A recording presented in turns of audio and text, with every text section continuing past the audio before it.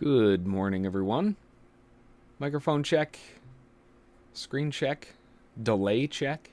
Hang on, I messed with a bunch of settings yesterday. Let me move the window and move the window. Nice. Okay, so the delay has been fixed for the most part. I mean, there's still going to be an inherent delay, but it's like 1 second compared to 60 yesterday. So that's a heck of a lot better. I'll take that. Anyway, so before we come on in, as always, on the left side of the screen there, make sure to read through the Live Trader Morning Prep PDF.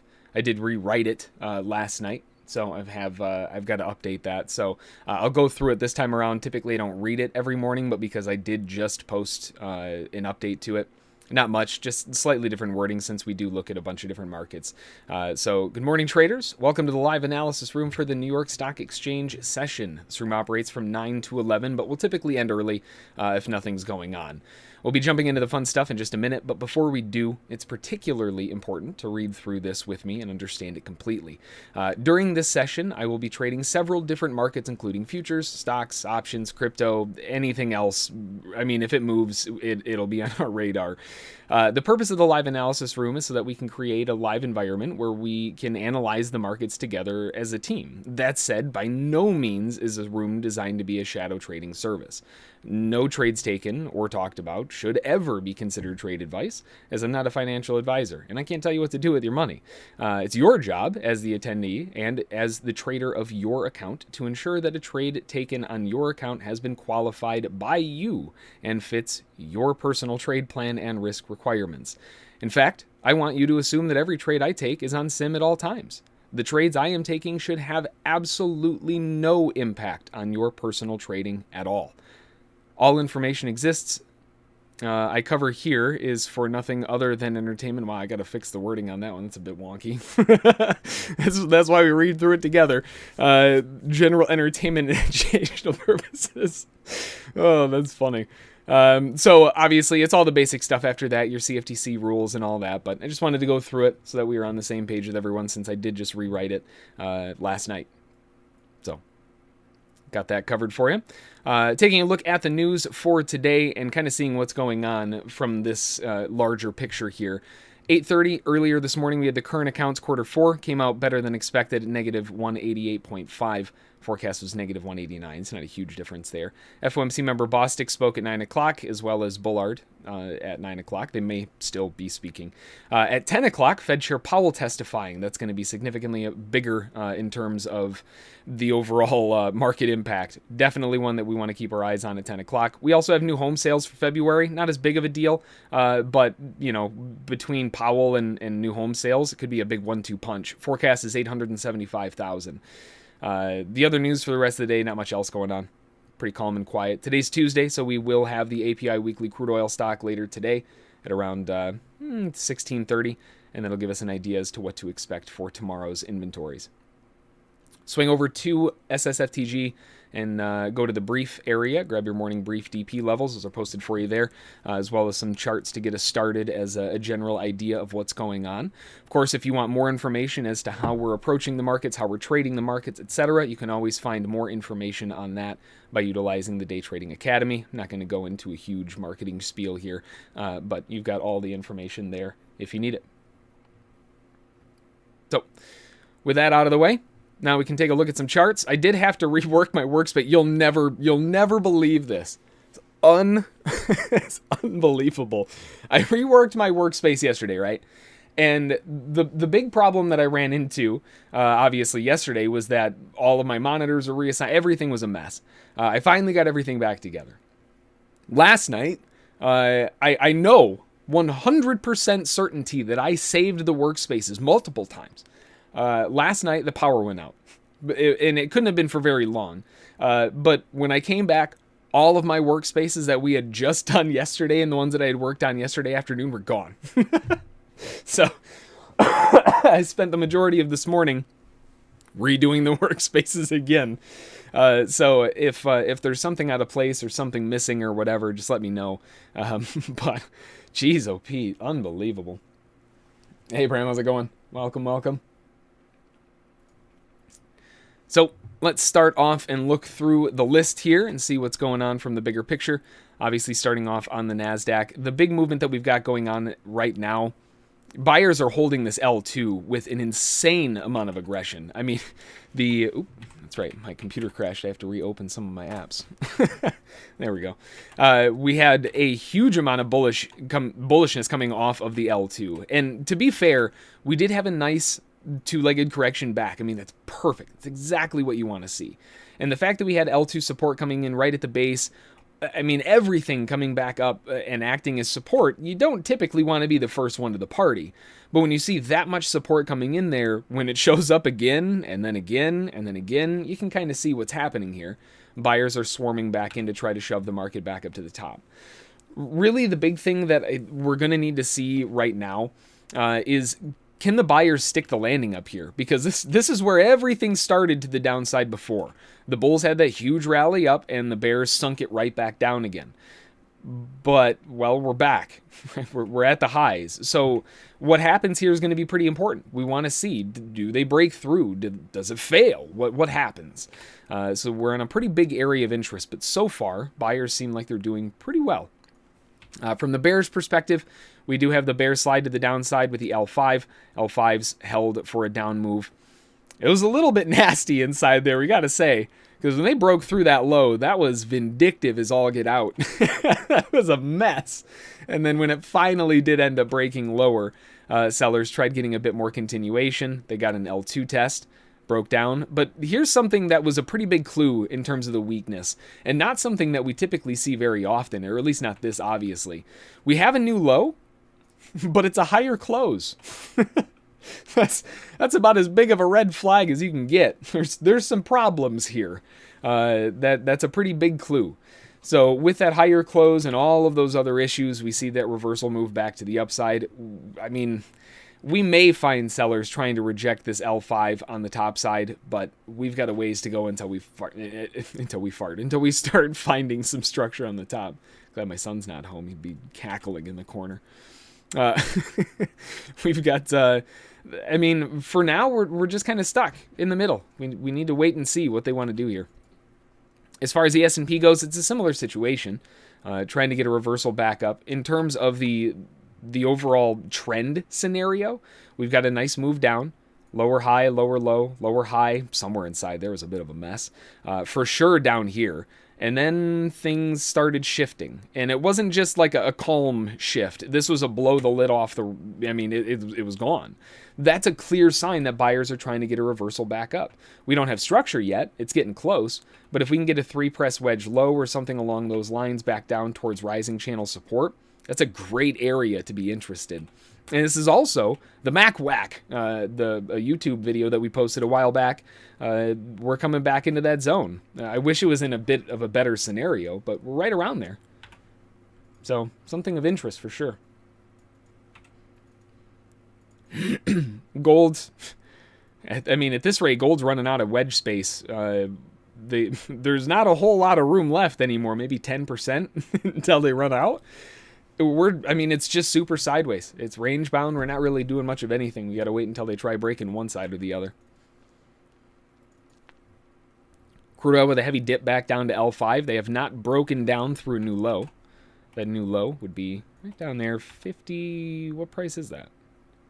58.28.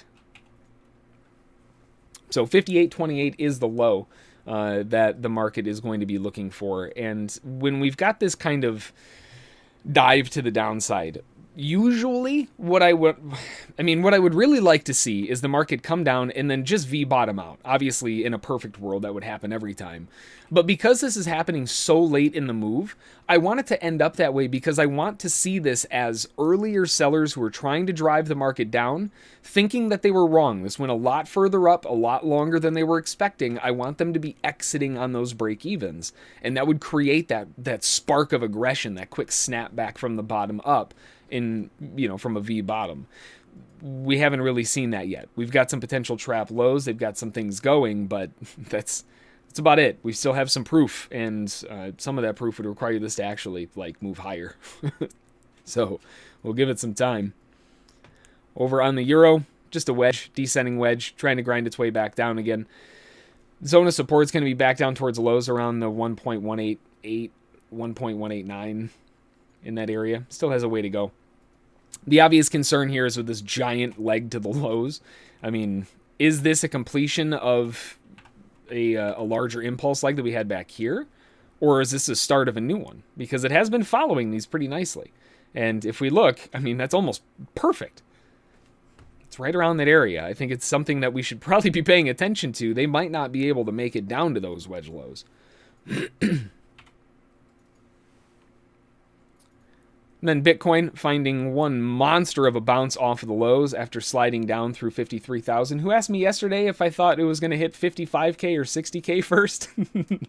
There you go. We had that dip all the way down through and tested the support at 53,217, bounced right back up. Really strong aggression move higher, trying to get a continuation move up. They're breaking just outside of the wedge, though, so we've got a lot of proof to go. And as far as Ethereum goes, same situation, smaller wedge.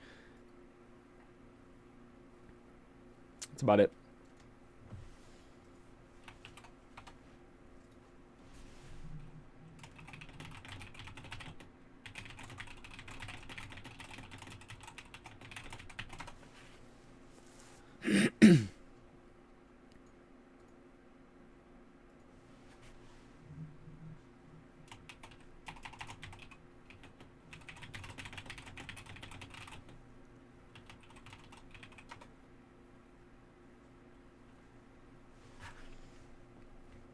All right, there we go.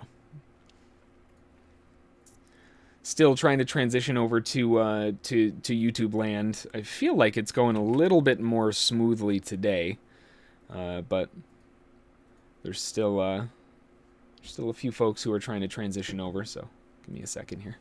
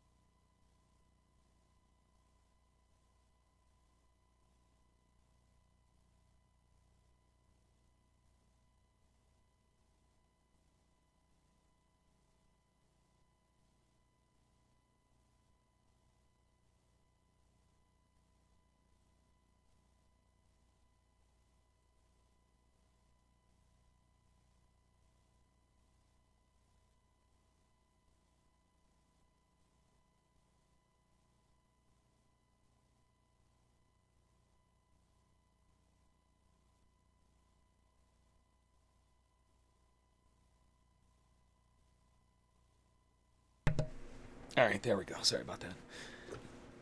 I am back. Hey, Justin, Graham, Bran, everyone else, welcome. Welcome, welcome. Glad to see you, glad to have you.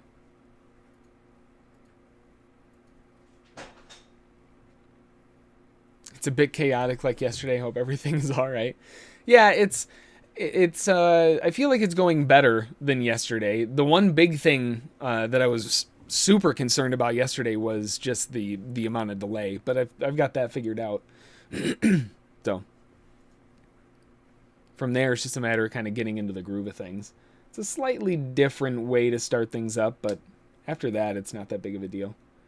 The big thing I've got to figure out is the links and stuff. But I think I got it set up so that on the main page of SSFTG now, when you click on it, it'll just bring you to our live stream if we're live. So it should just work. Now, he says before fully testing everything, cough, cough. But it is there, so hopefully that will make things a little bit easier. Either way. So with the majority of everything else out of the way, I mean, obviously the NASDAQ is seeing some bullish continuation. I would like to see the S&P maybe dip one more time back down towards the lows. Gold's getting down towards the wedge bottom. We're getting down there. Everything else just kind of on pause. So looking at the NASDAQ from the bigger picture first, working our way down, we've obviously got the daily right there.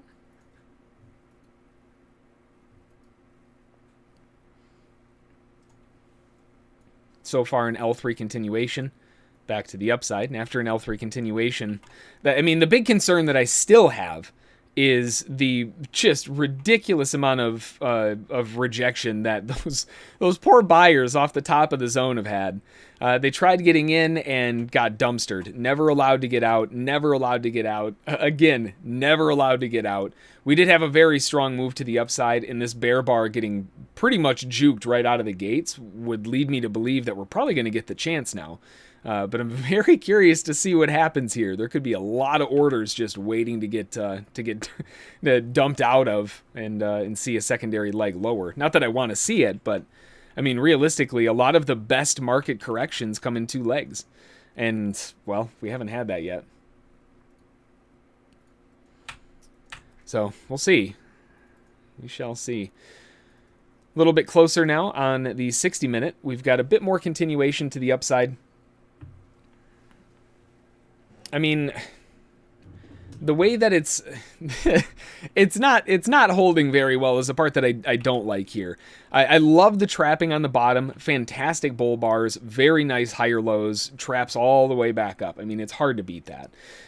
But aside from that, we've got that nice breakout move to the upside, and they've given the whole thing almost back before finding a bit of a base. Now we're starting to see some of that trapping again.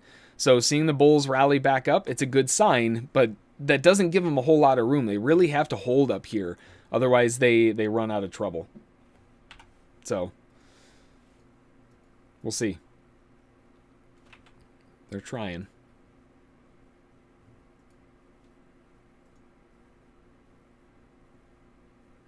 The screen is blurry. I might have set it to too low of a latency. That's going to be the test. Yesterday, one of the big things that I was trying to combat was the ridiculous amount of delay. I've gotten the delay down to under a second now, but maybe the quality suffering too much is a setback. So it'll be a balancing act for the first few times. But you're not the first person to tell me that the screen is blurry. So with the, I'm taking notes. Trust me, I'm taking notes. I'll see if I can modify it just a bit so that the latency is still really low, but the quality is just a bit better.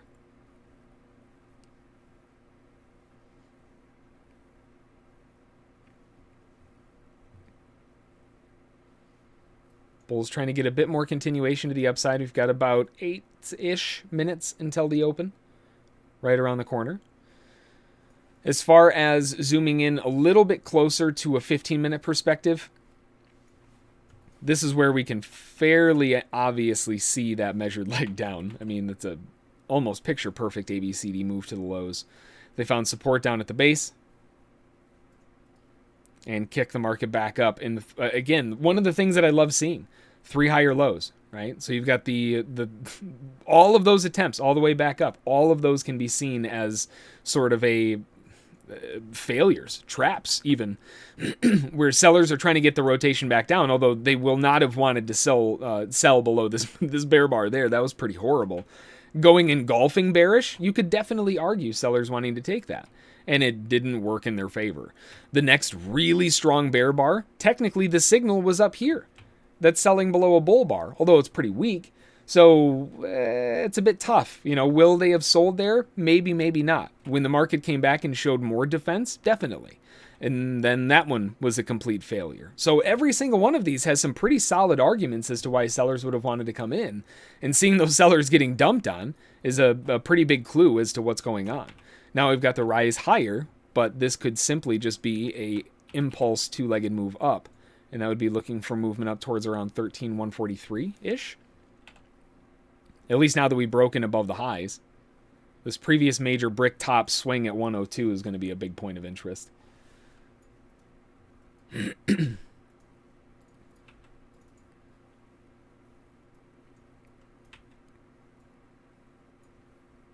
then starting from the beginning of the day, the Asian session had some pretty decent movement overall. I mean, we started off with that deviation move to the upside. Couldn't even land. I mean, they made it up like a half deviation and then fell back down again. The market rolled back over. That created a 2 deviation move was here. They missed 3 and then started rotating back up. But by that point, we already started moving into the European session. With the European session, first attempt to break out was a L1 deviated failure. Rolled all the way back down, almost cracked through the bottom. Even the MACD shifted, but ended up holding, creating a wedge, broke back up again, finally continued back through the highs. Now we've got the 1 deviation move of the European session, which is just right there at 13,107. We're back above settlement. Technically, it's going to be a positive up gap. From the lows, given that that is the most recent trend, we've got an L4 reversal off the bottom, which is pretty good. Usually L5s are the ones that kick things off. That moved into an L2, but it did end up rotating back down and getting the L5. So that helps a lot.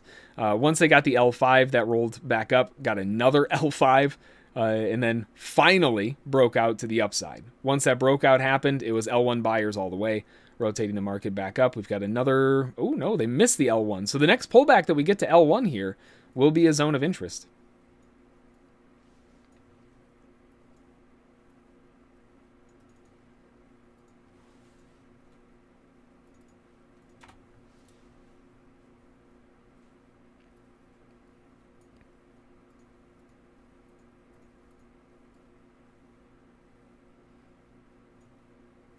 Get that over there. Another consideration would be a rep L2, which would be a slightly deeper pullback. We are going into the open, so timing is incredibly awkward.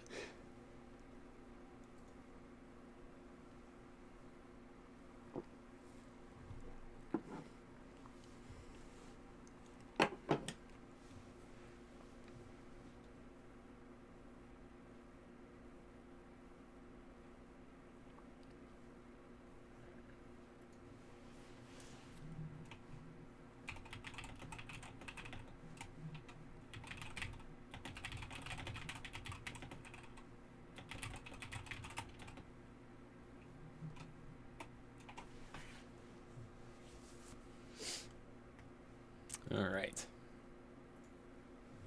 Got the open right around the corner here. Here it sits and here it waits. Looking at the crypto side of things while we're waiting, we've got a few halfway decent market movers here with, I mean, EOS. I'm a really big fan of everything that's going on in the EOS blockchain right now. They've got some really cool developments, especially with all the NFT stuff going on. So very interested if they can start getting some breakout movement above these falling resistance levels. They're trying. Man, are they trying, but they're just not quite there yet. Nice divergence off the lows.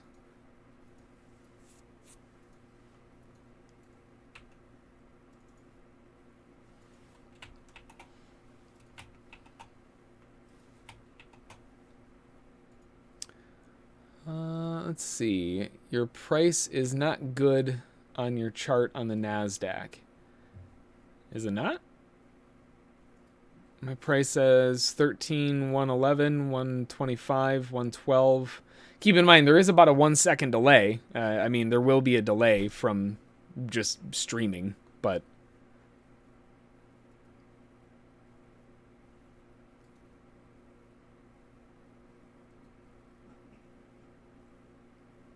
let me pull up a quote on my phone real quick here. Otherwise, if someone out there can confirm or what? Are my prices off? Are they right? What's going on? They seem fine.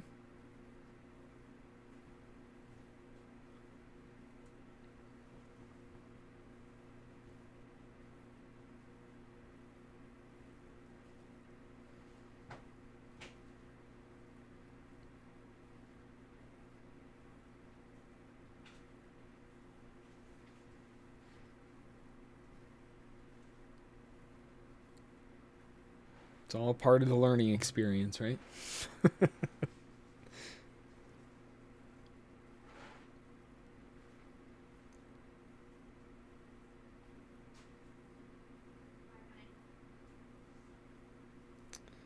Give me 1 second here. Got 1 minute until the open.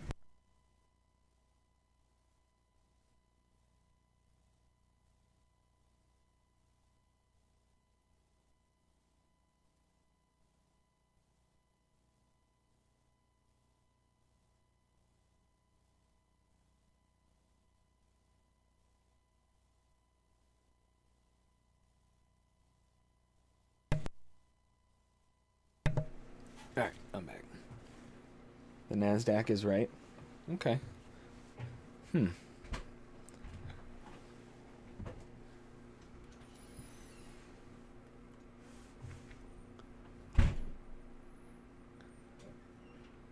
apparently the YouTube channel has no chat box. It does. I am seeing people chatting in it, at least. If you have the stream... magnified or maximized or whatever you want to call it, where it takes up more space, then it might have pushed the chat down. That will happen, I know.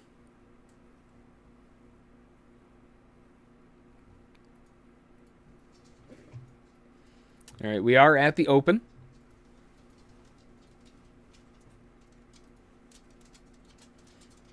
There'll just be some adjustments. It's all good. Don't. I know, new things. It's a pain. I'm learning too. Trust me. It's frustrating. I get it. A little bit of a dip back down here. The 13,100s. I would like to see just a bit more of a punch through the lows, though. Maybe through the 97s. That's kind of the zone of interest if they can get down there. Dig down through those 100s. We're dealing with open volatility, so the open always makes things a bit weird.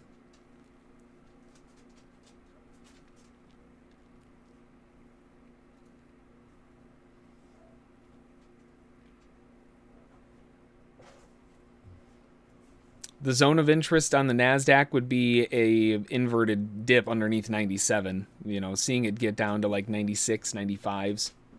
Anywhere down there. Nice little push down here for buyers to try to kick it back up off the lows.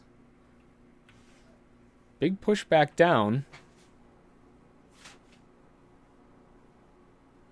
They're fighting over it. Nice push back up. Scalpers will take that first objective off, but I got to see a bit more now. I want to see buyers push back up through the 100s. No. Diving back down. I'm going to jump ship on that. There's too much volatility, and the fact that the settlement's down at 78.25, I'd rather see if they can overflush. I wanted that to get down at the lows and then immediately reject back out again. And that wasn't good enough. And you can see a lot of buyers are giving up on it. So we're probably going to get a slightly deeper move down towards like the 78 quarters.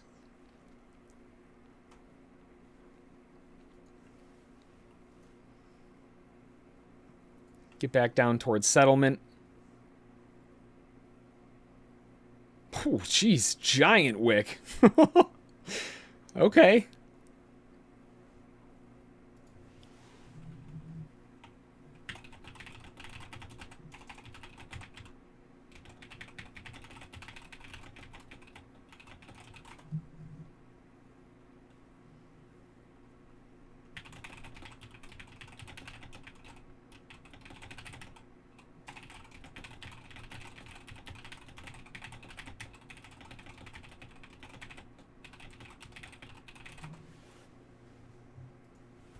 Nice dip back to the downside, back towards settlement.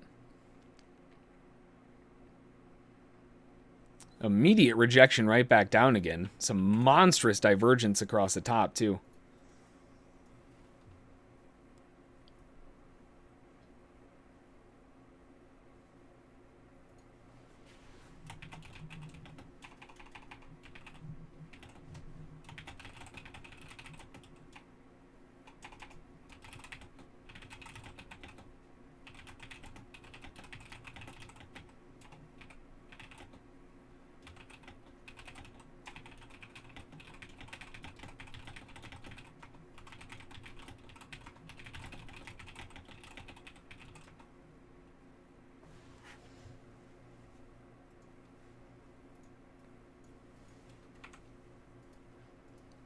Jeez, bull response right back up again. So buyers did buy that dip down and the lows.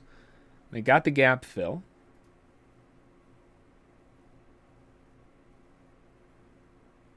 Euro's breaking down through new lows. Gold is also trying to pressure pretty aggressively here.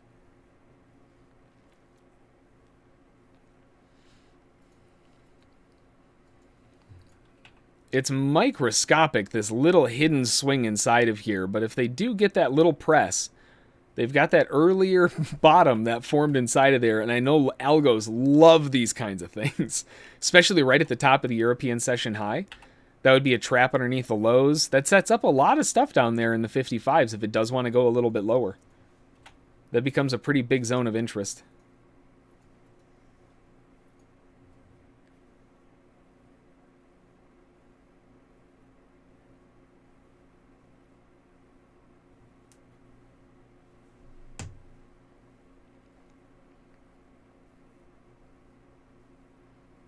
Gold continuing to pressure a little bit lower. NASDAQ also seeing some dipping movement down. What? Oh, be my son's Lego car. First 5-minute bar is in. What a monster of a candle. As far as the first 5 goes, we've got the volume node right there. 96 quarter. So 96 quarter is a high volume node for the NASDAQ.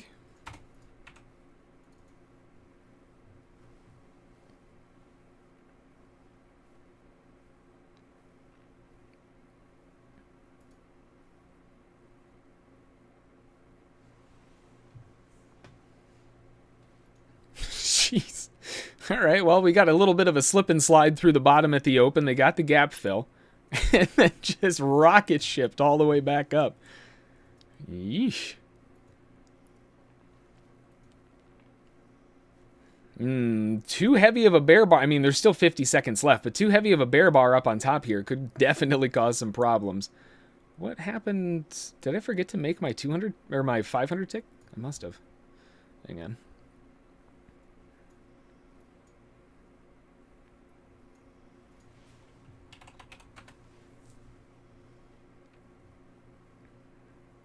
It's like something feels weird here. Why are these candles taking so long? A 1-minute chart is not my norm.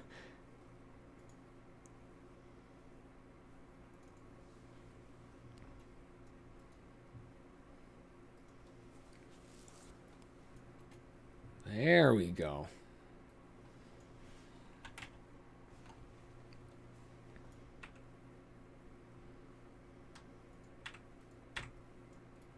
That's better. That feels a bit more normal.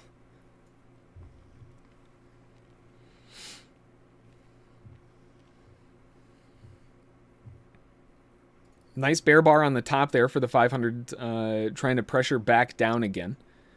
I mean, really, the big thing that we've got going on right now comes from all of this bouncing momentum off of the lows. I mean, really, if this is going to keep going, we're probably going to see it keep going at least back up towards like the 13 230s, 240s. Still has plenty of room. Looking at the S&P.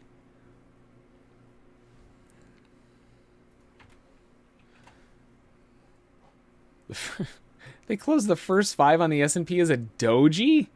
Really? That's what they're gonna go with. Oy. All right. Well.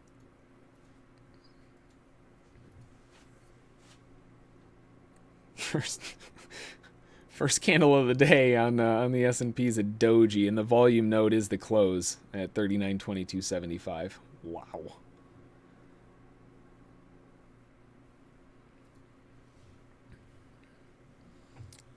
Switch gears back over to the NASDAQ. Bulls are trying to get a bit more continuation to the upside here. Creating a bit of a wedge. I'm just not super convinced on the L1. I mean, the buyers tried and just miserably failed.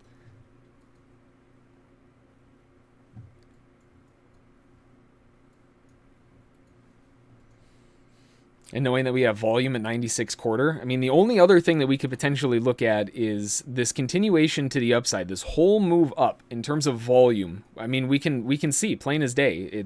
There's no accumulation going on, at least not yet. It's distribution. If we include this most recent move, starting to give a little bit of a different picture here.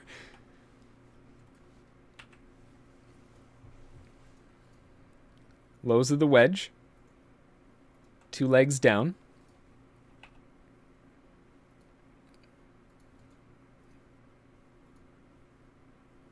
One more push down here, and that would be about all they need.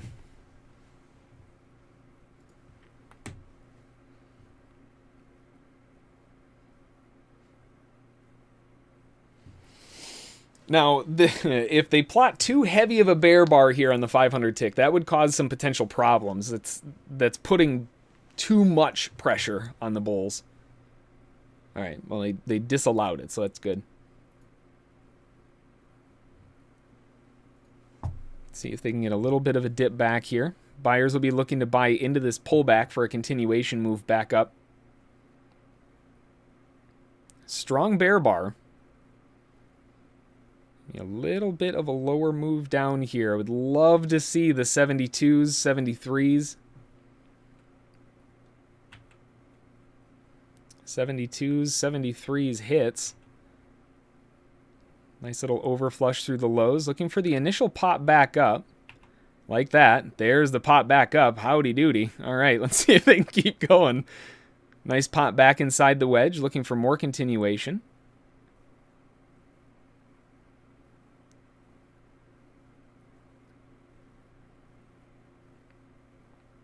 See if they can ramp it back to the upside again. Buyers are trying to get it to close inside the wedge lows. Sellers are trying to pressure it back underneath the wedge lows. You can see the fist fight. Very interested to see how they close this candle. Keep on going. Very nice bull bar. Got to see the bulls follow through on a candle like that. There we go. A little more. Keep on going. Nice. Getting some volume in these 85.50s. I want to see it stay above this zone. Oof.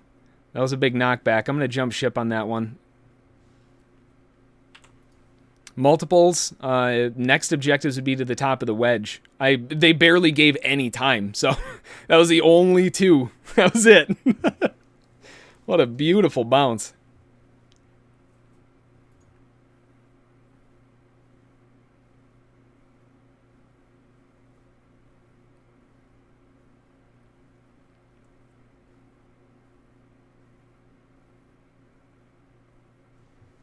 Looking for more continuation back to the upside.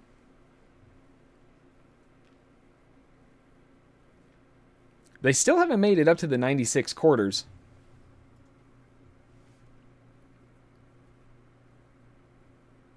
Euro's trying to bounce back off the lows a little bit. S&P on the 15 minutes got one heck of a bull bar they're trying to form here. Wow. Crude oil is stuck around 59. Ugh, man. Crude oil just feels like you're playing with a flamethrower right now.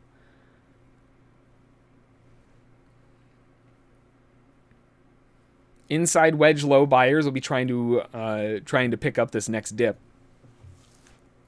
I wish there was some divergence on this previous low. The only divergence that it has is on the stochastic, so super, super short term. Maybe they can give one more dip down. The only problem is I've got to assume that if they keep dipping down, buyers are going to start giving up. Nice bull bar back to the upside. There will be some buyers that definitely pick that up, especially holding above the wedge, holding above settlement. I mean, really, really tiny stops. So probability's pretty terrible. But, I mean, the potential for upside is really still pretty solid.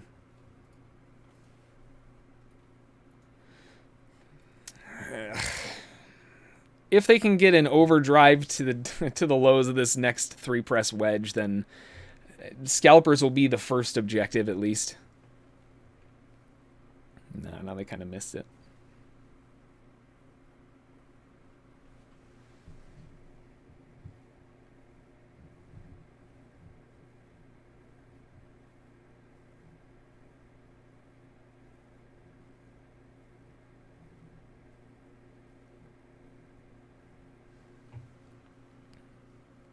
All right, and now we wait.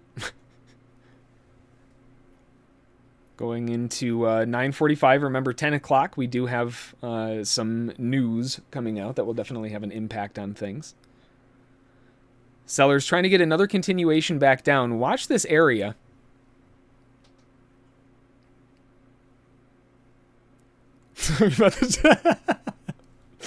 Oh, that's funny.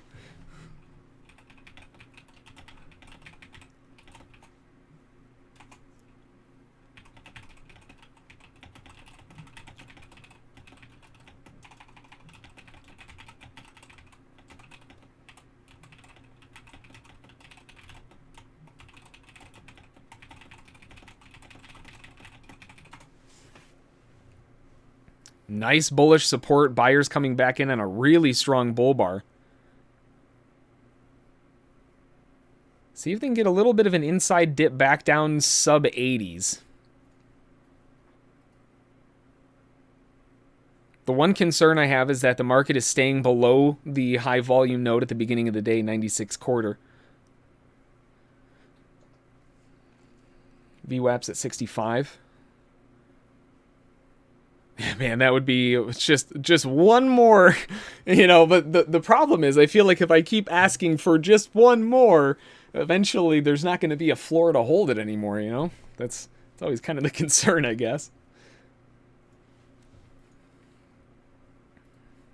I already tried buying what I thought was a dip. I dodged that bullet, and it did dip just a lot further. Tried grabbing it the next time around, which, I mean, you know, third time's a charm, I guess. Give me a nice little volume overshot, but that's a strong bear bar to kick this thing off. Yikes. That's really good confirmation, that nice bull bar back to the upside. Closing underneath the wedge. Buyers who are still waiting for confirmation will wait for another bull bar. And then buy the next pullback.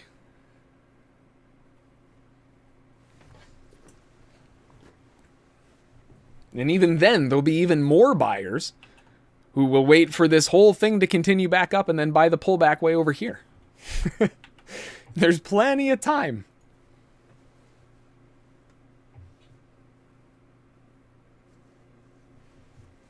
Man, my hands are freezing.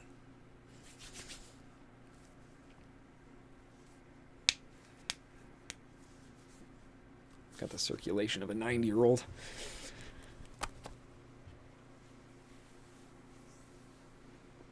keep saying I need those hander pants.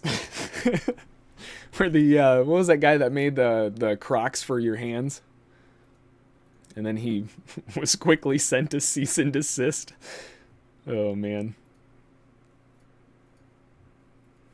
Way to go, Crocs. Could have had a new winter apparel line. Or no, a new swimming line. They're like floaties for your hands. This is perfect. Bulls seeing more continuation back to the upside. Nice trap on the lows. I mean, again, I say trap on the lows, but a trap on the lows, in order to be a trap, needs some confirmation. It's got to move back up again. We haven't even broken the highs. So, I mean, I want to call it a trap, but they're not proving it. And I think that's why the sellers are able to come back in so aggressively. Because they know there's some kind of, there's some issues. See if we can get a nice little dip underneath. Maybe down into this 57s is back to European session highs. That would be much more beneficial. Or this really strong bear bar and a strong bull bar back up. I mean, that would be a great sign of potential reversal higher. At least an attempt at it. That's not what I was talking about. Good try. Got to have a little bit of an overshot now through the 60s, get down to European session highs.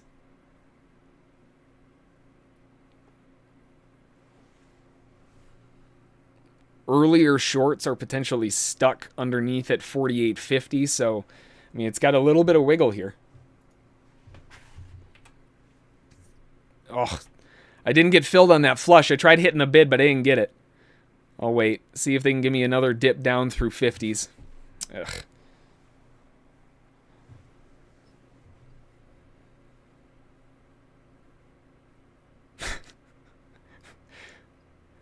Oh, you missed that one? Oh, okay, cool. Yeah. Oh, that's a big wide open wound. Let's just pour some salt into that. Sweet. Yeah, rub it in. Hopefully someone is able to utilize that zone for something. It skipped over me.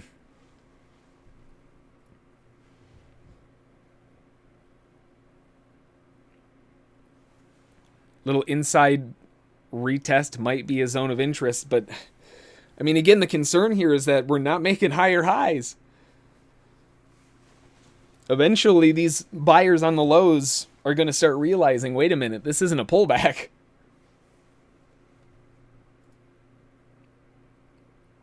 We have news in about 10 minutes.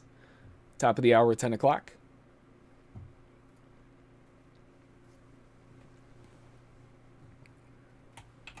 Looking across the board here, NASDAQ on the top. Oof. That's a toughie. That's a really nasty looking candle. This could just be a washout. It very easily could be a washout for buyers to buy back into. So, I mean, seems totally fine to me.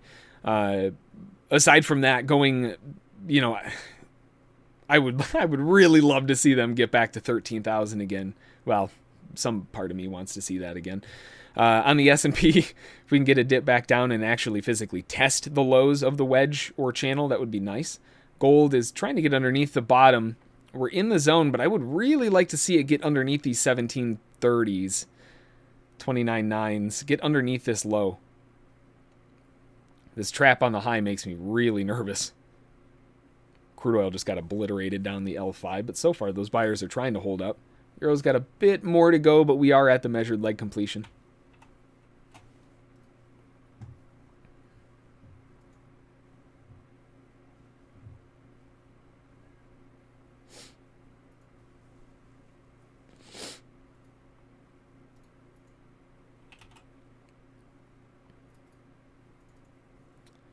See what's going on with the S&P.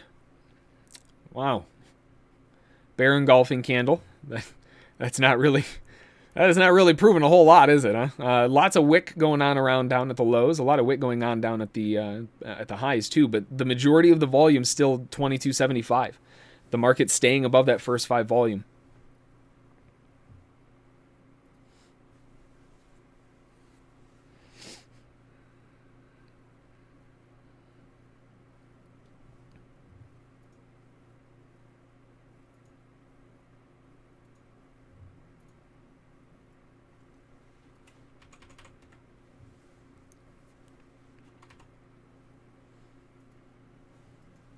Getting another dip back down again. Maybe an inside retest now that we're at the lows of the European session. Or lows, nice. Highs of the European session.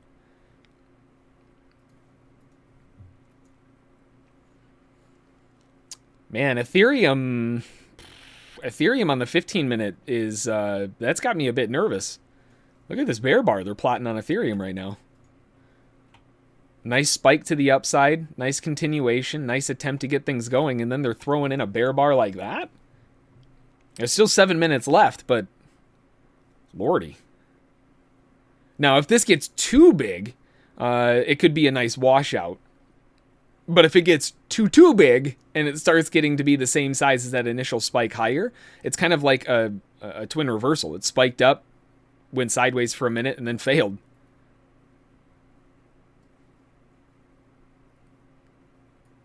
We'll see what they want to do. A strong, heavy bear bar here will draw in an attempt from the sellers. I still would rather be a buyer. So what I would like to see is the sellers try, dig down a little bit further, retest the inside of the wedge, and then buyers try to kick it back up again. So I need a little bit further down on the NASDAQ, and then buyers can try to kick it back in. The better area would be sub-60s. A strong bull bar here might disallow the sellers from even getting down there, though. Sellers coming back.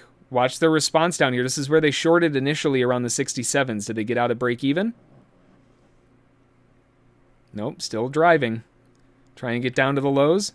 Nice little dip down to the lows. Nice pop back up. See if you can get a drive back above into the 70s.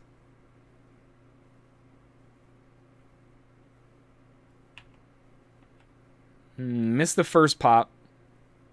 Oh, I didn't miss it. I just didn't get filled. See if we can get a little bit of a retest back down into the break-even point. Another hit on the lows. Nice big wicks on the bottom. Come on, NASDAQ. Give a nice little pop back up through the 70s. If they can push through the 70s with enough aggression, they should be able to drive back up and attempt the gap again around 80s.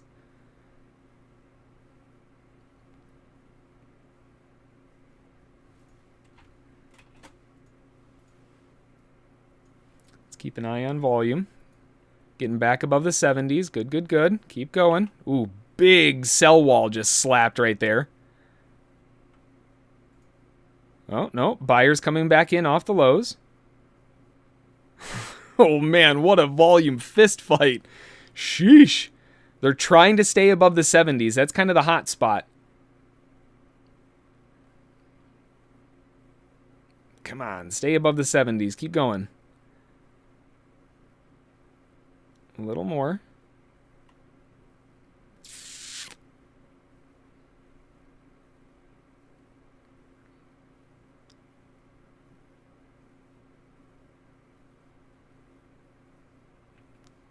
Ooh, nice quick wash back to break even. I didn't get filled on that dip, though.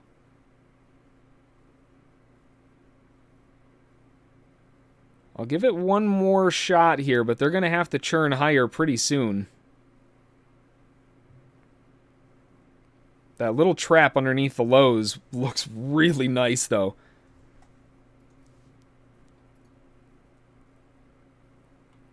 All right, I'm going to jump ship and see if I can get a better entry further down, closer to 50. I am not getting the bounce that I wanted, and I'm not going to sit around waiting.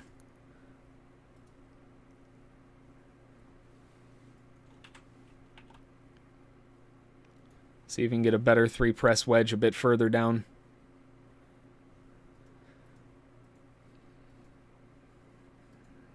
Nice overdrive move through the 50s would be all it would take. Again, remember, those sellers who are stuck down in the 48s, they're getting their shot now. They might have a chance to get out. Just needs one good push underneath 50.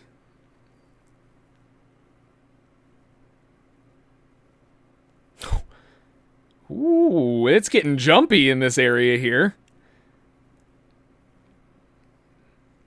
aggressive buyers will see that as a signal to just start hitting it now. Just because that looked to be like a break-even trader who was like, I don't want to wait anymore. Slap.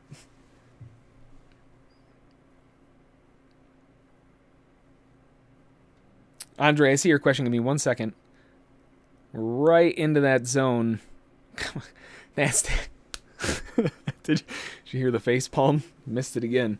What do you think about Bitcoin options expiring on the 26th, acting as a magnet?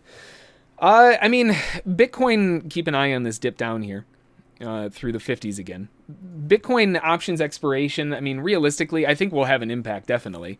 But is it going to be a magnet? It definitely could. I think a lot of it comes from the bigger picture. Because realistically, the bigger picture is still kind of suggesting that they're holding up these lows. This is a 4-hour chart. But they're trying to hold this support zone. So as long as they're holding above that, then they're at least clear to go back to the top of the wedge. But if that starts breaking down, it's probably game over, at least back to 50.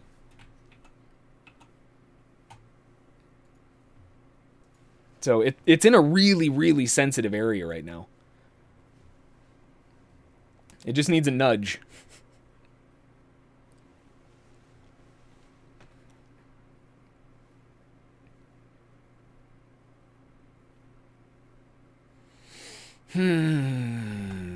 Didn't quite get the physical test of the wedge.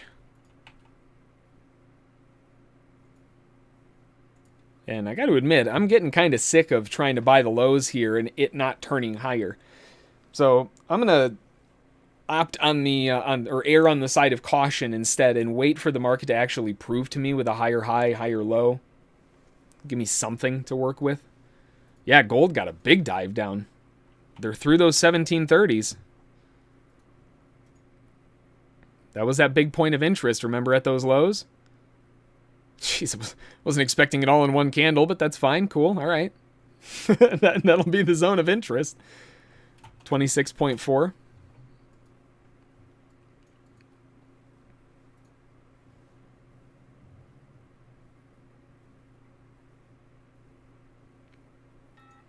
$10 news. Unfortunately, that wedge retest on the bottom happens directly at news, which is a horrible timing for it.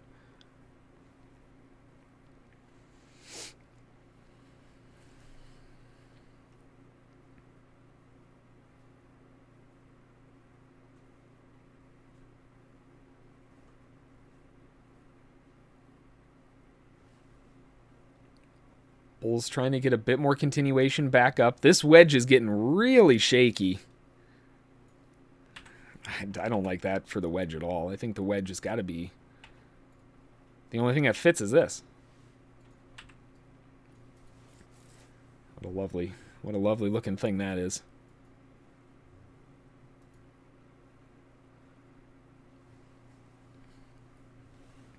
Nice breakout move outside of the wedge. Buyers will be looking for the inside retest. They're back above settlement, and the European session high did hold.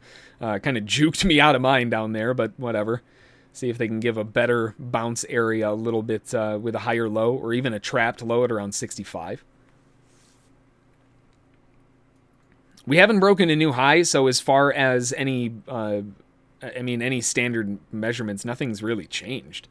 We had the original L5, and then it dipped back for another L4, kind of climbed the ladder a little bit. Breakout to the upside was an L1, and then we finally have a deeper pullback all the way down to an L3. So if the buyers are going to show up, this is where you really want to see them start cracking higher. And a big bear bar off of the volume node at 96.25 is a bit of a problem for that. Swing shorts will be looking to utilize that as a potential drive point to the downside. A little bit of a pop back above the 91, 92s. The one thing that you really want to see here if you're going to be trying to fade a move like this is volume context. If we look at the move to the upside, this was obviously distribution. This is profit taking. We continue on a little bit further into the next lower high. We still have a bit more distribution, but the volume is building in quite a bit. You can see this VVP that got backfilled over here. And now we have accumulation. So these are signs that sellers are trying to at least push back a little bit.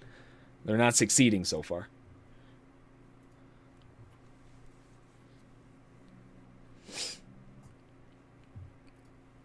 Sorry if you can hear my dog snoring in the background. Sawing logs. Another strong bear bar here could be a potential secondary entry point to the downside. Oof, really strong bear bar to the downside. Lordy. Inside retest of volume at 96.25 might be a zone of interest.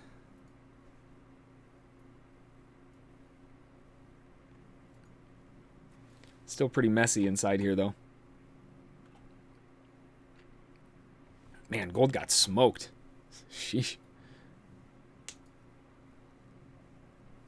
Another strong bear bar here on the NASDAQ. We'll be looking for sell-side continuation to the downside. Sellers looking for this 96.25 volume node to hold for a continuation leg to the downside. Back down likely towards the 78.50s, but potentially a bit further.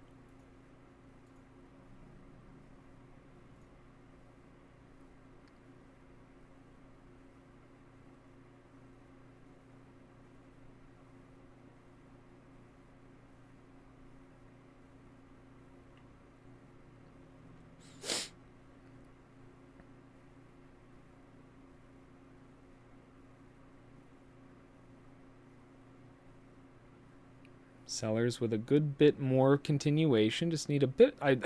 There's obviously a brick wall going on here in the 88, so they've got to break through that, and then we should be all right. Beautiful slide back to the downside. Whoo, lordy. Nice. Right back down through the settlement point. 81. Gorgeous drive. I like it.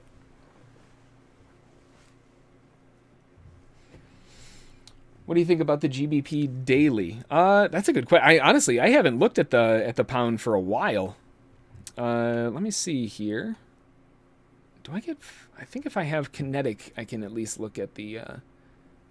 Hang on, I get connected to the kinetic. There's too many T's in there. Kinetic. Kinetic. GBP USD. I don't know if I get data for it or not on the intraday basis, but I'll see.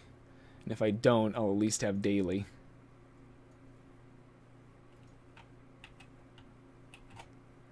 Okay, well, I obviously don't have data. I can load a chart, which is cool, but then it stops moving after it loads. Oh well. So as far as the larger perspective, looking at it from the daily, and let's do, there we go. All right. So one big thing that stands out on the pound, really, I mean, good Lord. First off, should be this javelin into the ground over here. But then how quickly that was taken back.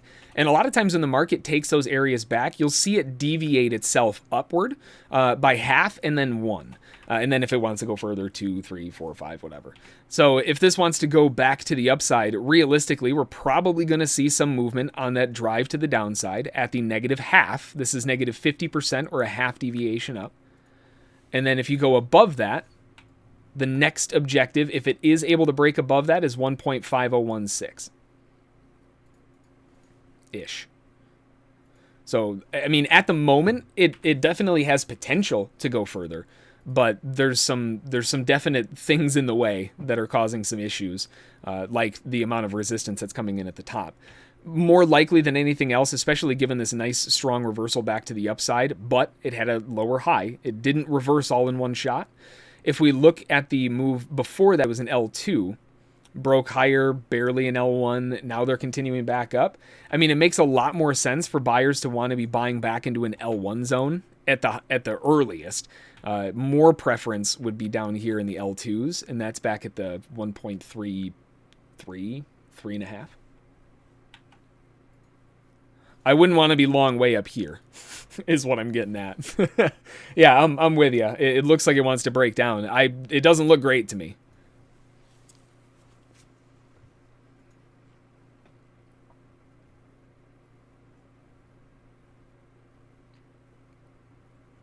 Bulls trying to get more continuation back through 96 quarter.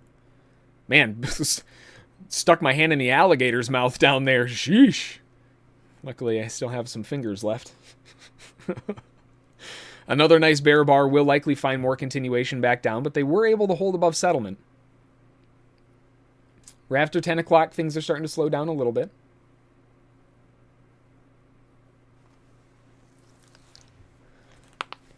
We'll give it some time. As far as an aggressive potential wedge moving its way higher, would be up here. I don't even know what this line is. Get rid of that.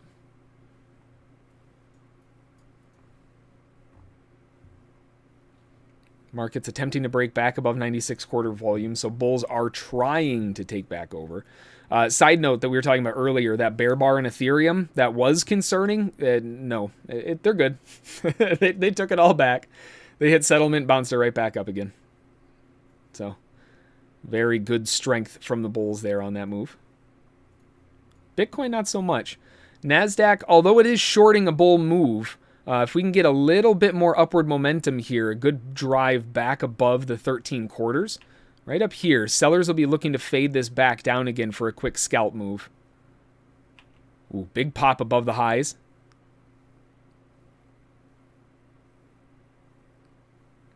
A little bit of an overshot above the top.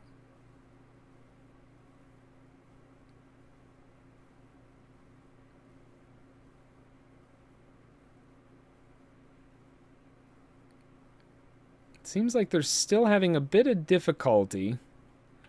I'll use this dip back as an opportunity to reduce a bit of risk. I still like this area as an overshot high to fade, but it didn't prove it to me on that first move around.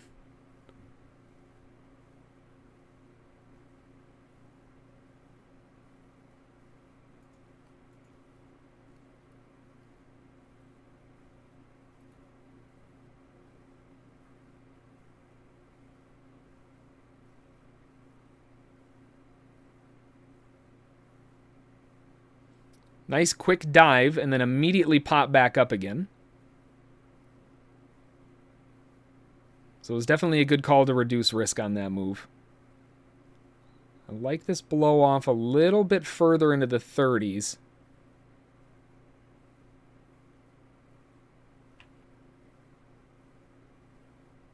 Secondary point of interest achieved into the 30s. Ugh. I tried to grab another one up there, but it wouldn't give it to me. Potential candle gapping going on.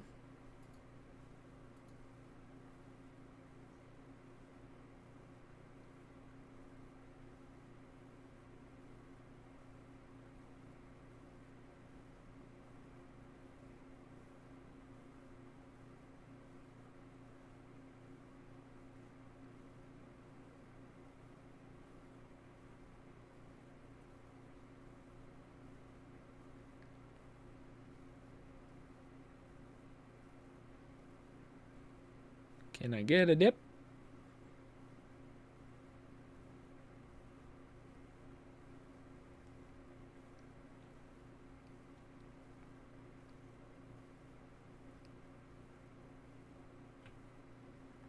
A little bit of a further drive to the downside. Again, mitigating a bit of risk, just knowing that we're obviously not getting the response that I wanted in the first place. I still like this area, but I'm not going to be holding bags, that's for sure.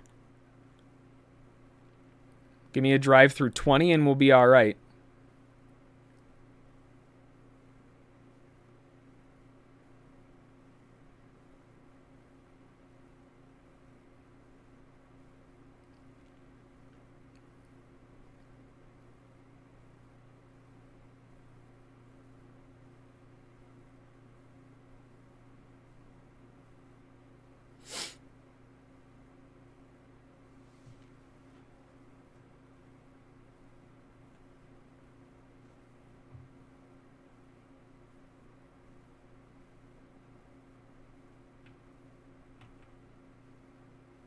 quick little snap down.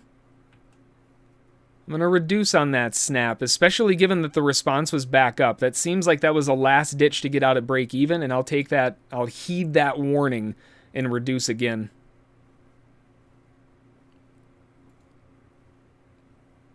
Very nice bear bar back down again. Let's see if they can actually follow through this time. It's going to have to prove a bit more to me, though.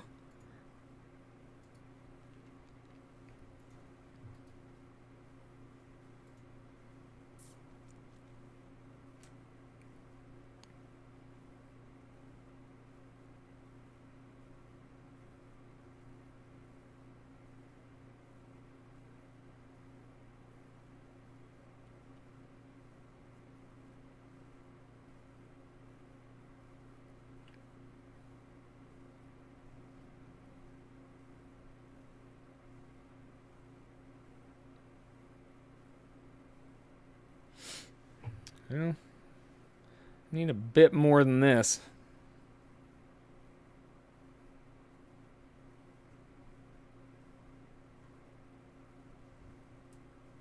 Like to see that two-legged correction back down somewhere back towards...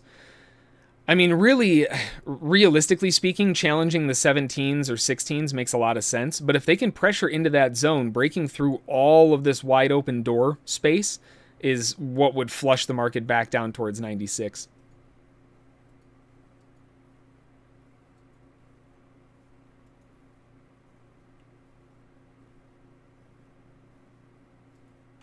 This is their last shot to try to rotate. All right, I'm out. No thanks.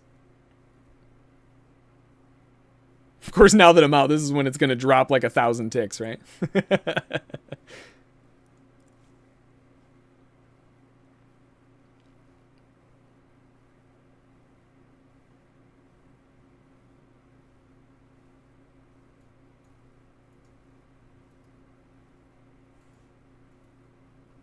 I like the area, but they just didn't want to get the rotation. So at this point now, it looks more like buyers are trying to get a bit more continuation up to finish off this measured move objective. But the measured move objective is kind of moved a little bit. It would be down here off of the start. So this is what we're running into at the moment around these 125s.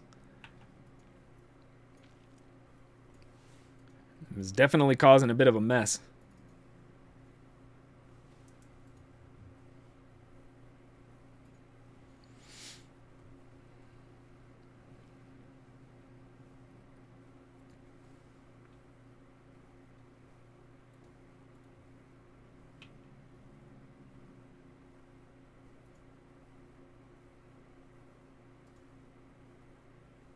If we get a dip back down to the 110s, that would have my interest. Just a little bit lower. Ugh, that bear bar off the top, though. They're going to pull back. They're going to pull back a little bit deeper than that. That last one was what was that, an L3? Yeah.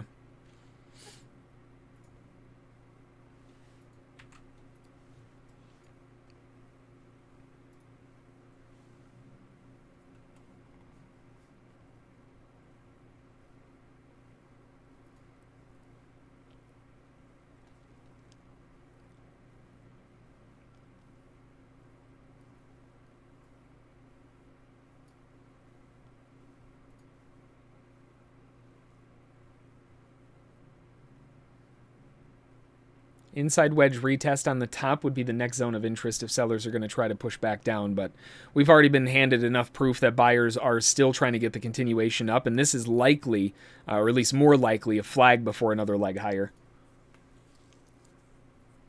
Unless the sellers show up with one heck of a candle, it's not unheard of.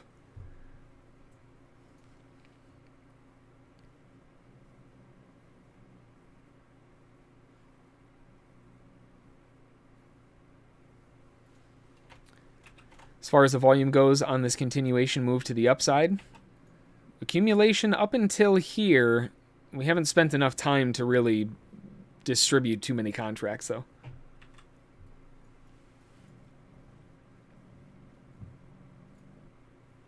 S&P is back to gap fill. That is out of the way now.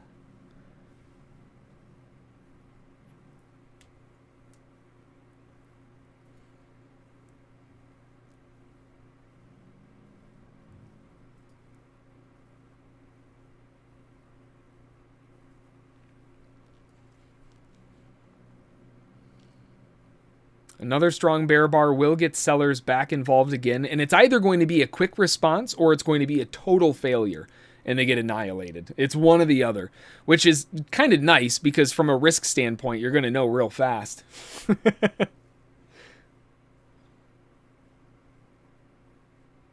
Very nice bear bar to the downside. I will choose an err on the side of caution with smaller sizing instead to see if we can get that continuation break to the downside. But it's more on the inside. I mean, honestly, I would rather sell a little bit more of a pop back into the 25s. That makes a lot more sense. And if the sellers can't get it to continue back down again, then we'll know really quickly. Weak bull bar.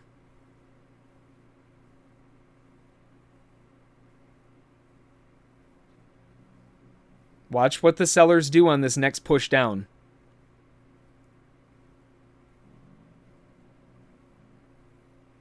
It got back down towards those 20s and found a lot of support again.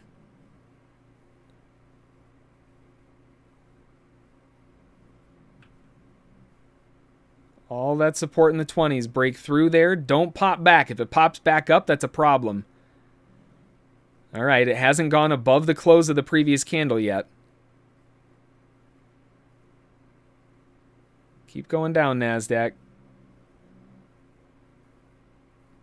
We're through that big brick wall. Oof. Keep going down.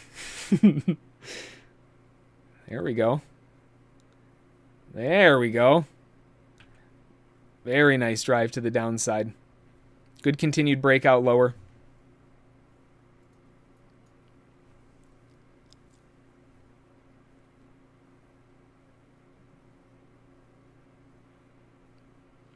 I'm not going to be sticking around in shorts for very long, no. Shorts are... I mean, the market's moving up.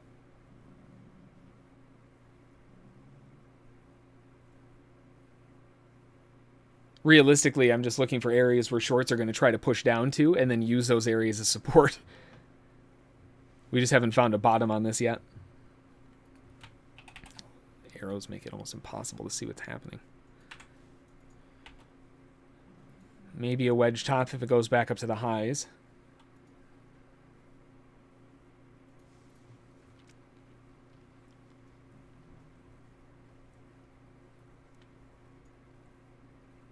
Ascending wedge just working its way higher. Choppa, choppa, choppa.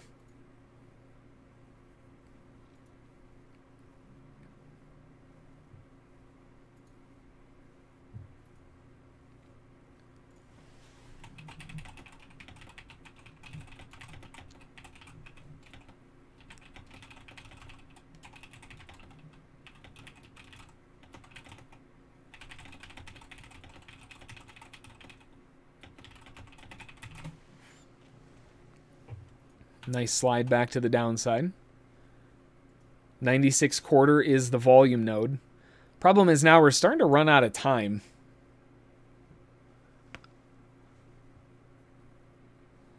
Let's see what kind of volume they want to put in here on this pullback.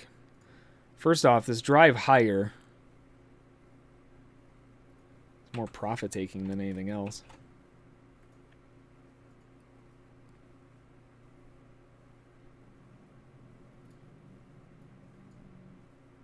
Oh, man. They did a lot of work up there. 13,125. I mean, displaying a bit of accumulation.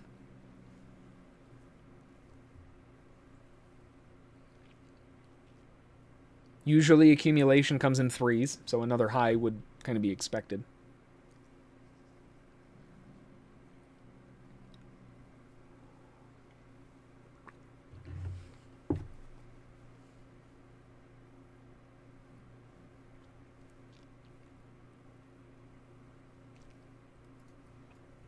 Crude oil, depending on how they close this next 15-minute bar, could be a very nice potential twin reversal back down again. So crude oil is getting on the radar for shorts. But it depends on how this 15-minute bar closes. Ethereum was looking good, but it's giving up on that a little bit.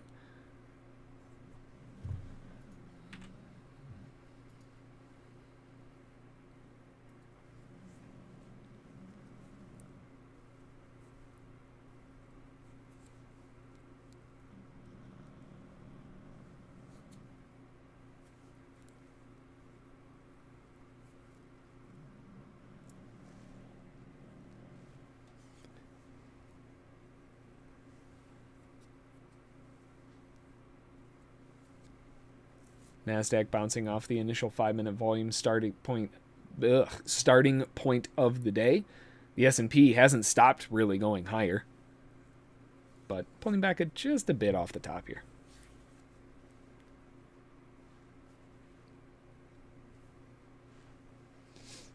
Honestly, the news didn't do as much as I thought it was going to.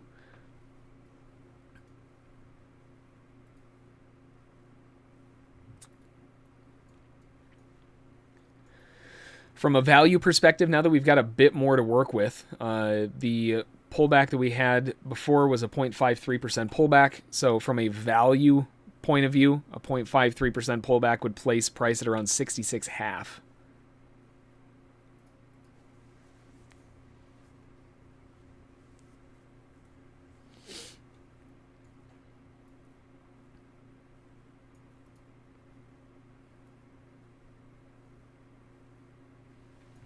How big was this drive down before it reversed back up? 0.78.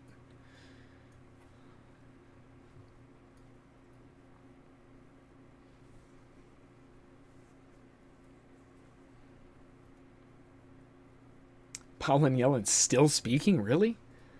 Must be bored. I'm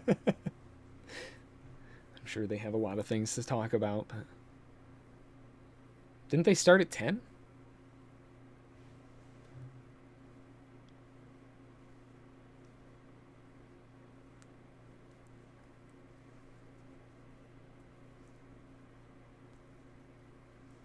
Acting like they're hourly. More continuation of the upside. S&P's still just plowing through the top. That 5-minute candle on the NASDAQ, very nice.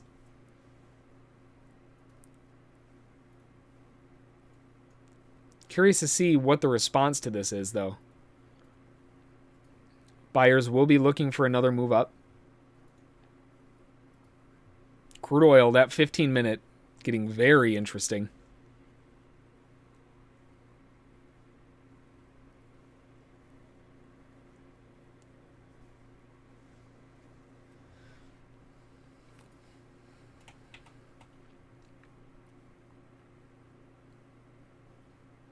Man, gold.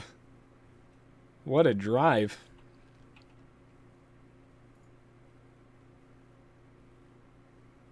$17.25-ish was the volume area from before. Still looks like it could really use the second leg, though. Trying to pick up a V bottom is really tough.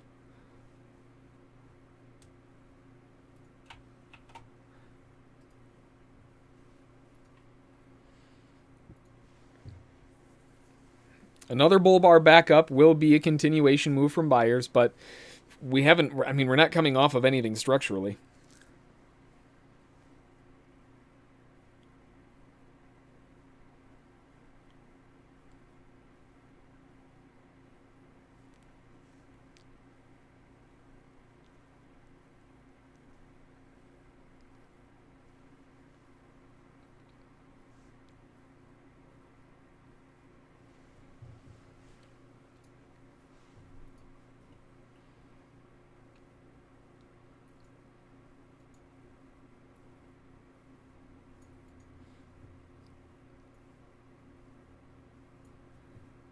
Let's take a look at the S&P real quick.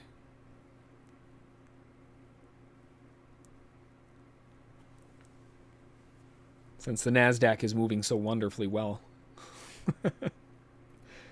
Jeez, look at that 15-minute. That is nuts. So the one thing that I'm looking at on crude oil is this 15-minute. Look at this potential reversal that's setting up on crude. This thing is nuts. That is a vicious bear bar at the moment. I mean, it still has, 2 minutes 20 left, but they close out a candle looking like that. That's something that means business.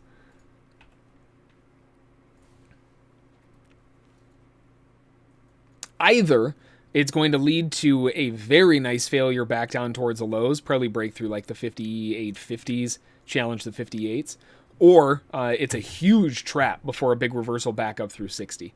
Because notice where it turned around. It went up to $59.98. That's that Walmart blue light special garbage. That usually means they're vindicting something.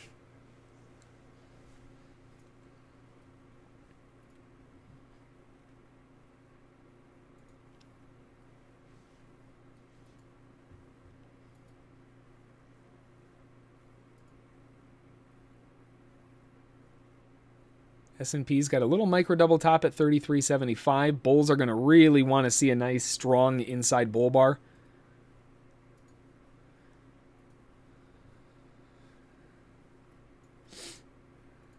And the NASDAQ, speaking of, a strong bull bar will get buyers re-involved again trying to get continuation up. It's just, it's not coming off of anything structurally. It's such an awkward location.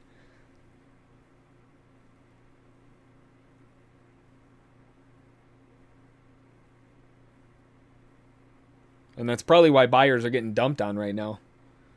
Doesn't mean it won't work, but you can feel the concern in the NASDAQ right now. Anyway, we're going into 10:30 right around the corner here, so feel free to get those questions in. Market's slowing down quite a bit, and there's not a whole lot else going on. I am definitely keeping an eye on crude, but that's about it. So feel free to get those questions in. We'll get those covered for you.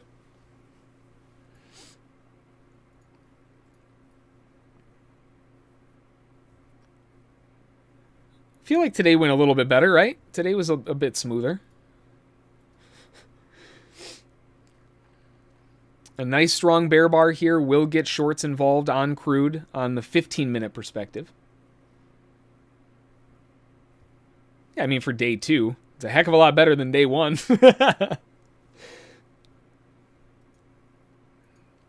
Phenomenal bear bar.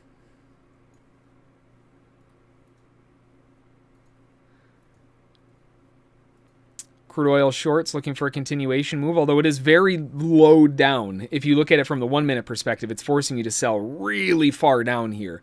So in terms of position sizing, for me, I'm keeping it on the smaller side just to see if we can get maybe an inside pullback.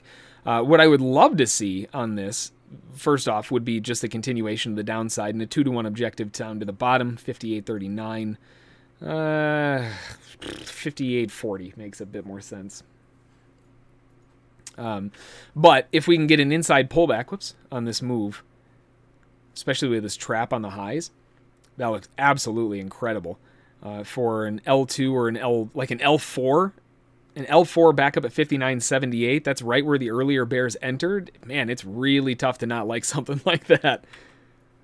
So it's a 2-to-1 in terms of stop placements. That would be above the highs of the 15-minute. You really wouldn't want to see this 15-minute bar break. That would be a problem. So downside objective is a 2-to-1 at the very least, which is down to the lows. In terms of location's a bit of a bummer, which is why I have the offset at 59.78. So the target at 58.40, I'm okay with that. I mean, it kind of sucks that it's through the lows, but I'm going to modify up here a little bit, 58.54. That's a 2-to-1 off the 15-minute directly, and I'll just leave it at that.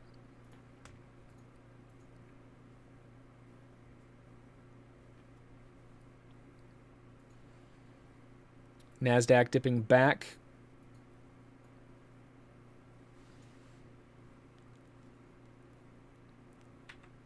Jeez, this NASDAQ is disgusting. And on the 15-minute basis, it looks pretty gross. Oh, man, in the 15-minute on the S&P, too. Look at the S&P. I mean, I'm not a huge fan of trying to, look for reversals that often. I do like an occasional reversal here and there, especially for scalps. But, geez, that's the kind of candle that usually kicks those kinds of moves off. Even on the 5-minute. Wow.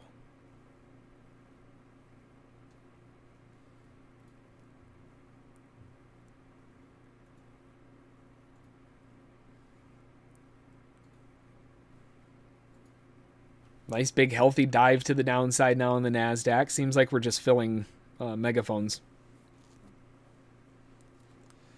Still have like a 27-second delay. Any plans for how to deal with that? Really? Man, the delay I am seeing... Okay, just move that one. It was a 4-second delay that I'm seeing.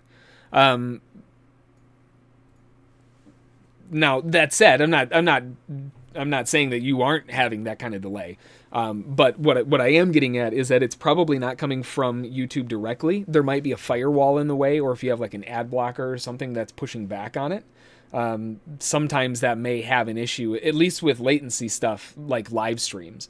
That's obviously something that you're not going to notice if you're watching a YouTube video, because, well, it's a video, it's pre-recorded, but a live stream is where you're going to potentially notice that a lot more. There is still a delay, but from what I'm seeing, from the time I move it on my broadcast to the time it's actually broadcasted, is about 4 seconds right now. I'm not showing any connectivity issues, no dropped frames, nothing. I'm trying to think of other things that could cause issues with that. It might be that the quality is set too high. Like if you're trying to stream 4K on a wireless network in the middle of a giant steel building, that's obviously probably not going to work too well, you know.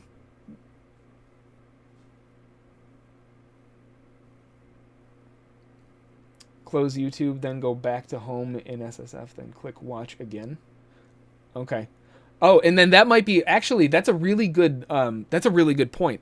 Sometimes if you don't have YouTube Premium or anything like that, YouTube will throw an ad at you every once in a while. And sometimes after the ad plays, which can be, you know, about 20 seconds, 30 seconds, it won't start where, it won't kick you back to live. You know what I mean? It'll start you where you left off. So that would inherently put you behind about 20 seconds.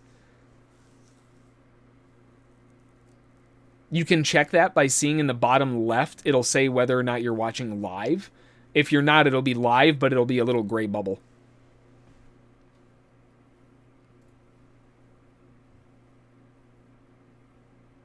That bubble's got to be red, I believe. And again, this is only day 2, so I'm sure there's still some settings on my side too. I'm not saying it's all on your end by any means. I know there's things that I can do too, which I'm going to be working on again. But, you know, for day 2, compared to yesterday being unable to do any streams, to today doing the whole thing with some kinks in the armor here and there, we're making leaps and bounds.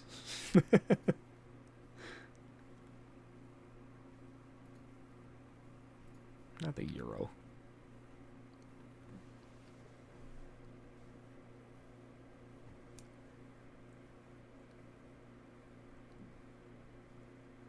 Yes, it's a gray bubble. Okay, so that would tell me, at least from what I understand, but keep in mind, it's still pretty new to me, but that would tell me that you're not actually watching the live feed. You're watching the feed after it's been paused for some reason. Because remember, it's on YouTube, so you can pause a live stream and just start it up again from where you were. And, you know, that probably caused some issues. But if you click on that gray bubble, it'll turn red, and that should kick you back to live. Yeah, HLS was also saying too, you can use the speed up control to speed up to the current like live portion, and that will catch it back up too. These are going to be those little nuances that I think we're just going to have to kind of get used to as little quirks of YouTube, that there's no way that we could really plan for it per se, but you know, take it day by day. At least this way we won't have to worry about like recordings and stuff getting deleted and misrendered and failed rendered and blah blah blah. Beautiful continuation of the downside on crude oil. Target still resting out at 58.54. That's the 2-to-1 from the 15-minute rejection. Pretty hard to be upset by this response so far, but it'll probably pull back again. Usually happens that way.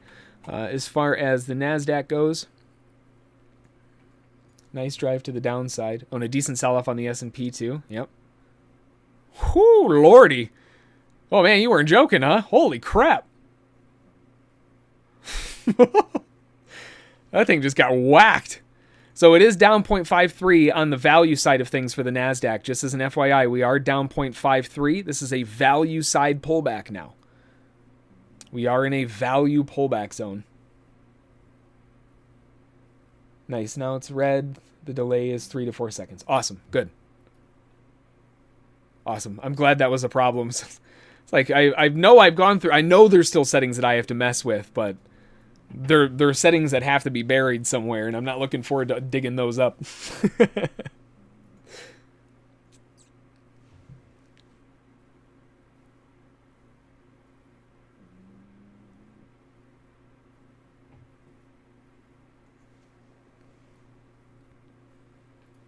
Nice continuation move back to the downside. From the perspective of the S&P, we have a monster of a slide off.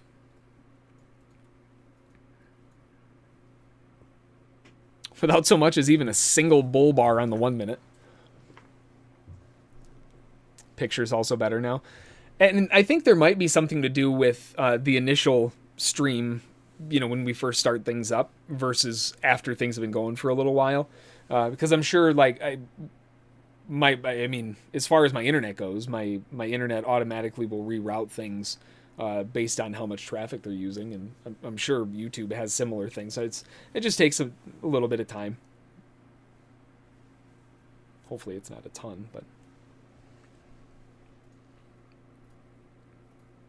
back to the European lows and value lows now, 0.53.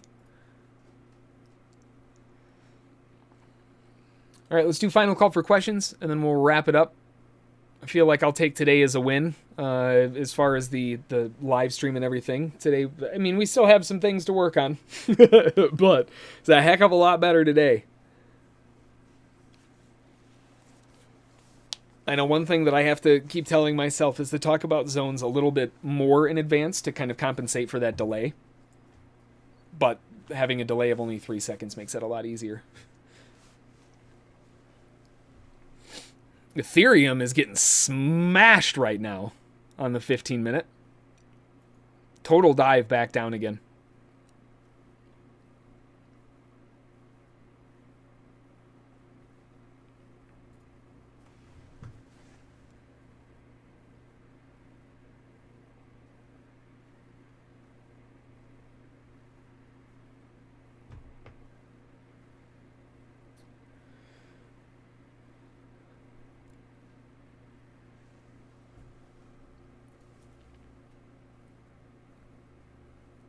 The S&P.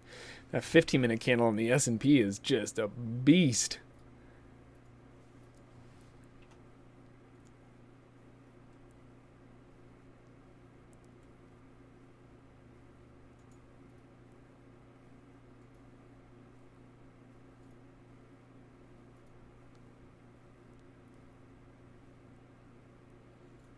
How about the Dow? I don't look at the Dow very often.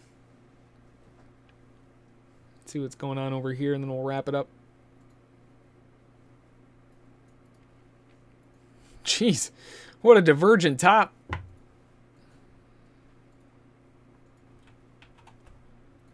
Lordy, lordy. Massive rejection in terms of divergence on the highs for the Dow, at least. The volume on the Dow is just pitiful, isn't it? NASDAQ 240,000, S&P 557,000, gold 160, crude 355, euro 120, the Dow 77,000.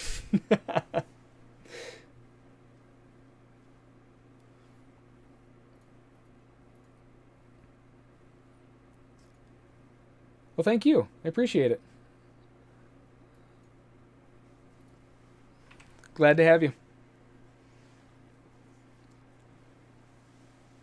All right, well, that's going to do it. I'm not seeing any other questions coming in, and I'm just going to, not even going to really babysit the crude oil trade, just going to kind of let it do its thing, but that'll do it. So hopefully you had a great day of trading, or at least a great morning of trading, and yeah, as we go on, if I missed any questions, or if you have any questions that come up, feel free to shoot me an email, and I'll be able to cover those for you from there, jhb@ssftg.com.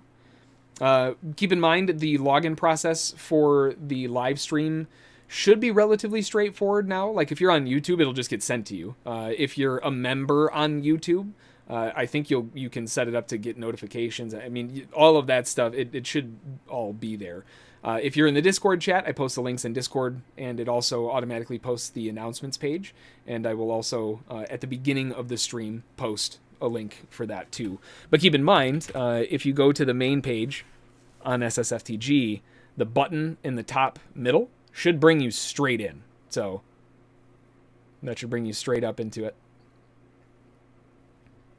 Either way, one way or another, you'll find a link there somewhere. But that's going to do it. Rest up, enjoy. I hope you had a great day, and we will see you all tomorrow. Thanks. We'll talk to you all then.